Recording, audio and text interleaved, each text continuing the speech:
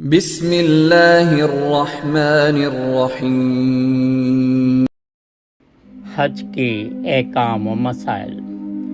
نافع نے حضرت ابن عمر رضی اللہ عنہما سے روایت کی، ایک آدمی نے رسول اللہ صلی اللہ علیہ وسلم سے سوال کیا کہ احرام باندھنے والا کیسے کپڑے پہنے؟